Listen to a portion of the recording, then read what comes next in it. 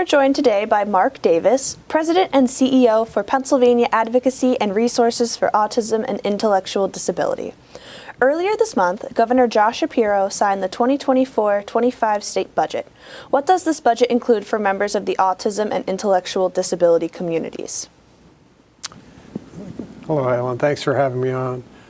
We have been struggling for years with high turnover rates and vacant positions for our direct support professionals, the people who actually do the work of helping to support people with intellectual disabilities or autism to live lives in the community. And so we've really believe that the fundamental issue with that is the low wages.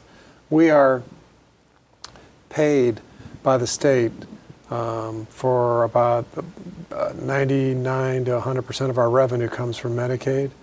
People with intellectual developmental disabilities typically don't have any kind of long-term care insurance that covers their services because it's from birth. And so it's really challenging for us to be able to meet the needs of people given the low wages. So the governor, in his wisdom, really heard the voice of family members and people with disabilities and providers. We've been talking with him for some time, talked to him back when he was Attorney General about these challenges. And he really rose to the occasion in terms of trying to do his best to increase the wages for direct support professionals and to increase the funding for opportunities for service and support. It's a reduction of what's called a waiting list. People get in line for services. So those are the two main issues: was being able to pay our staff more, so hopefully we can retain more. We've got about a 40% turnover rate and a 20% vacancy rate, so 1 out of 5 positions or nobody's there. And so we're going to hopefully it'll make a difference in that. There also was some other things like assistance with a little more assistance with food supplements and additional funding for basically for interpretation services, primarily for people who are deaf, to be a Medicaid service. So there were a couple other things that really helped our community. So you mentioned the waiting list, and millions of dollars in this budget was set aside to start clearing out the waiting list. What happens to somebody when they're put on this waiting list? They wait, typically for years. And depending on their status and what they're assessed to be, either they need services right now, which is called the emergency waiting list. We've got about 6,000 people on the emergency waiting list. Can you imagine that? I mean, I think it's like calling 911 and they say, "Can you hold, please?" You know, it's just, I can't imagine it. And I've talked with families that are on that list, and it's traumatic for them. And then we've got 13,000 in total on the waiting list. So what people do is they determine that they do have an intellectual disability or autism, that then they do meet the financial eligibility requirements for Medicaid. They're then put on a waiting list for a waiver to be able to access services and supports that help them live either in their own home or in another living environment. They typically wait for a long time. And the families, meanwhile, are trying to kind of piece together services, and some have actually had to, because of the high turnover and high vacancy rate in particular, they've had to actually give up their jobs and look for jobs that allow them to work remotely or not work at all. We've seen a really traumatic effect on families as well. So that's what waiting lists do. They put you in a queue. And then depending on your urgency of your need, depends how quickly you get services. If you're not on the emergency waiting list, it's real difficult to even think you're going to get services until you're in an emergency situation, which is really, when you think about that, that's not right either. How will this funding help clear the list? Will it open more facilities or just raise wages for support staff? It will raise wages, allow us to pay direct support staff more, so hopefully it will impact the turnover and the vacancy rate. It will also provide what we call, this is a terrible word, but it's just what we have. They're called waiver slots. It's kind of, but I'm waiting for a slot, but that's what they're doing. So it's the amount of people that the state has found and determined that they have the funding for and that they believe will be eligible over a certain period of time. And then they've negotiated that. They basically tell the federal government, but they can push back a bit. They just say that's how many people we're going to serve next year.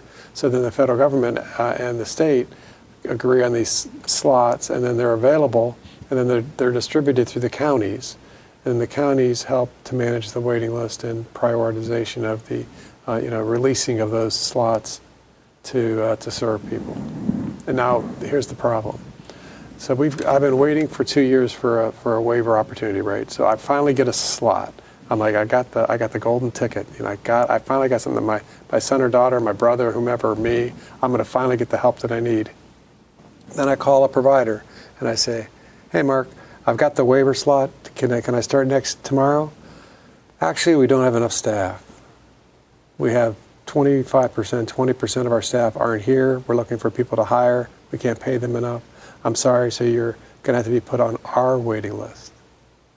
How'd you like that? So they're off this other waiting list.